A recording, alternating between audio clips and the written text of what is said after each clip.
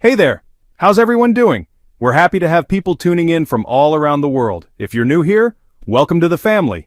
Don't forget to like and subscribe. Cairo and Tehran on the same side? Egypt and Iran are back at the table in a surprising move toward dialogue.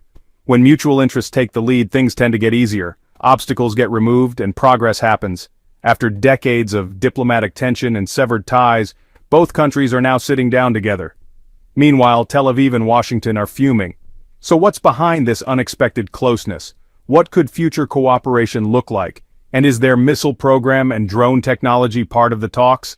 We'll break it all down in this video, so stick with us till the end. Welcome to a new episode on Military Facts. Since last year, Egypt and Iran have been quietly working to improve relations.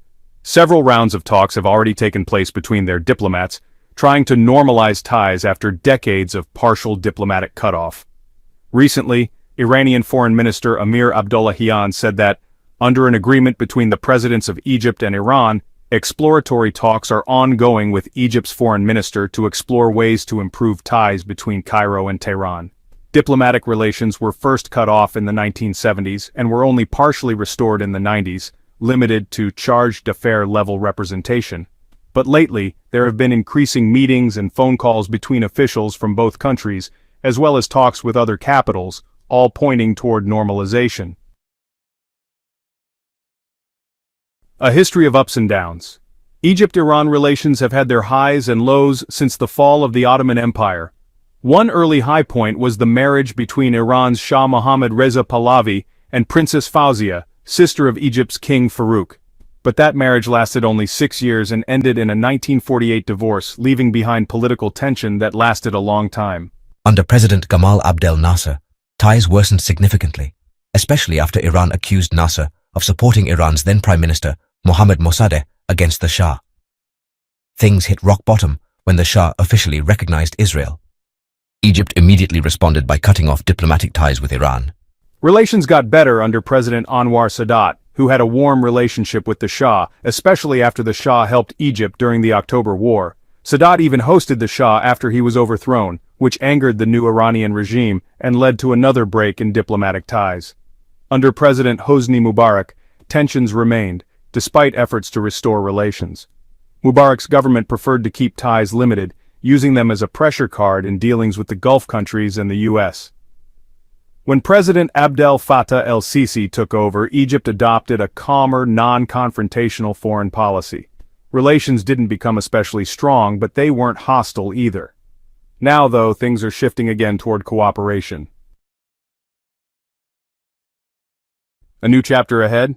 Just hours ago, Iran's Minister of Cultural Heritage and Tourism, Ezzatollah Zarghami, said that a new chapter is about to begin in Egypt-Iran relations, with both sides eager to expand cooperation. And according to Mohammad Hossein Soltani, head of Iran's Interests Section Office in Cairo, over 80% of the issues between the two countries have already been resolved.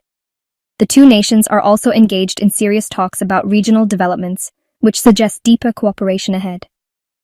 Experts say this growing closeness could lead to long-term strategic and military collaboration, especially when it comes to missile programs and drone tech.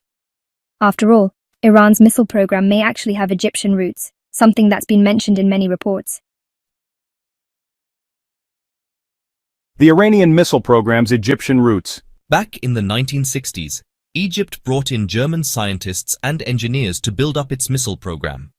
They developed short and medium-range ballistic missiles at a time when Iran was still searching for partners to help build up its own capabilities. After the Iranian Revolution and the brutal Iran-Iraq War, Iran benefited from Egyptian expertise, either through Egyptian engineers who migrated there or through unofficial knowledge transfers. For instance, Iran's Shahab-3 missile is very similar in design and range to Egypt's older rockets. Both programs used liquid fuel and were inspired by Soviet and Western designs, but Egypt's strategic influence is clear. Both Egypt and Iran focused on building local manufacturing, adapting to limited resources, and using ballistic missiles as a tool for deterrence. In the 60s, Egypt wanted to deter Israel, and that's still part of its doctrine today. Iran, on the other hand, uses its missiles to counter US and Israeli pressure. Another point worth noting. After the Iran-Iraq War, Iran worked with North Korea to develop missiles like the Nodong, which became the foundation for the Shahab-3. North Korea's missile program itself was built using a batch of Scud missiles that arrived from Egypt in 1976. But what's really notable is Iran's approach, building a self-sufficient missile industry that can survive sanctions. This shows that Iran's missile program, with its Egyptian influence, reflects a recurring theme: resilient nations sharing knowledge to fight injustice and challenge a common enemy. Drones and shared military know-how. In today's world, drone technology and air weapons have become central to modern warfare, and Iran is now a global leader in drone tech. But they didn't build that power overnight. Iran has relied on a mix of regional and international expertise to build up its drone industry. Meanwhile, Egypt, with its long military history and its new arms strategy, has jumped into this field with full force. Right now, the two countries seem to be working on transferring drone technology as part of a growing partnership and stronger cooperation. Iran has developed a wide range of drones like the Shahed 136 and the Mohajer 6, which have proven effective in various regional conflicts. These drones are low cost but highly effective. They've been used in precision strikes in places like Yemen and Syria. Despite sanctions, Iran has managed to build a self-reliant industry that combines local manufacturing with adapted technologies from countries like Russia and China. As for Egypt, it has a long history in military tech development and still maintains a strong defense industry. Back in the 60s and 70s, Egypt was working on advanced military programs, so it definitely has the experience and resources to be a real partner in this field.